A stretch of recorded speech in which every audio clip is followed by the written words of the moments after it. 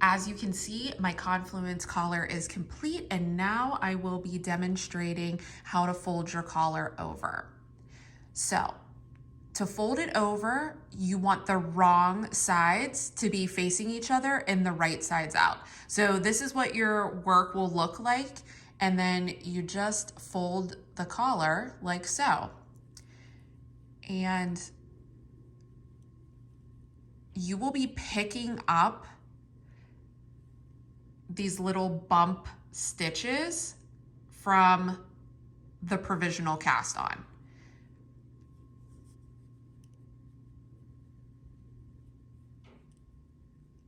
So starting at that very first stitch, you're going to just lift that stitch up, put it on the left-hand needle, and then knit two together. And then you want to go to the second stitch from that provisional cast on. Let me see if I can get the camera to focus there. There we go.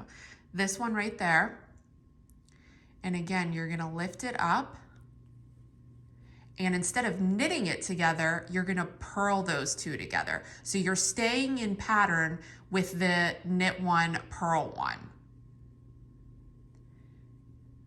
And then again, oh, let me get that to focus. Okay.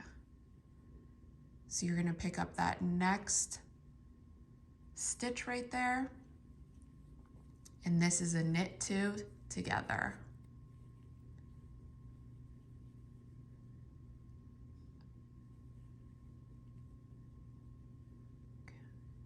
And then pick up the next one. And then purl two together.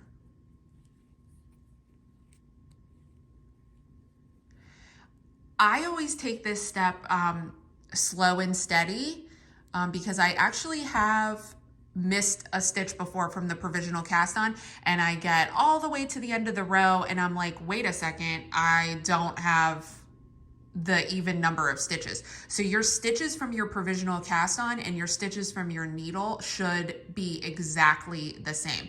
So that's why I recommend taking this step slow, and also why I recommend using a waste yarn that is in high contrast with your main color yarn, because it makes it so much easier to pick up those stitches. So those would be my tips. The other thing is, before you fold the collar in half, the pattern instructions say to do this, but I just want to make sure that I point it out in the video too.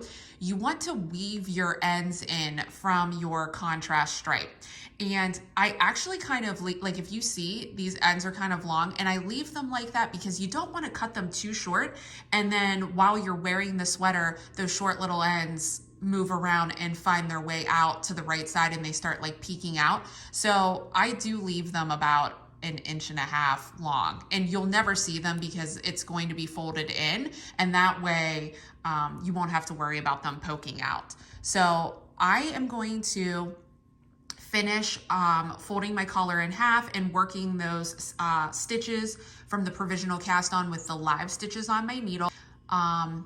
And then I will be back to show you how to unravel the waste yarn and discard, because at that point you won't need it anymore. So we've worked in pattern across all of those stitches, and now our collar is folded in half. And doesn't it look so pretty and cute? Just absolutely love it.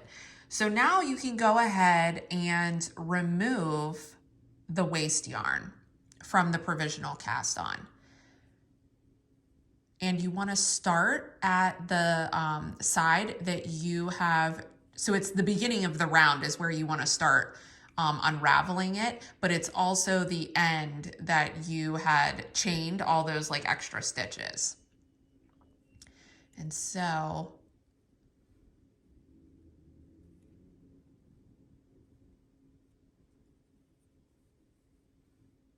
okay.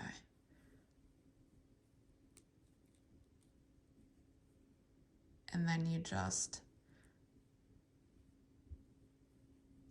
and this always happens to me. So it just, Sometimes it pulls out easy whenever I do this, and then sometimes it doesn't. So sometimes I have to sit here and kind of like pick the stitches a little bit.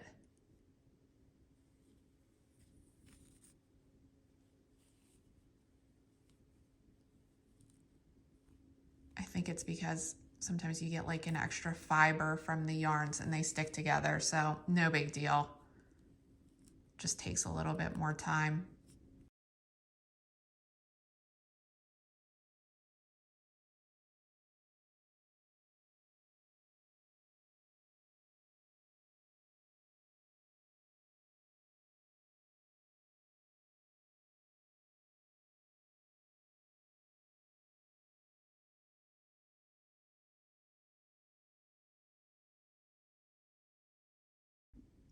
So the waste yarn has been totally removed.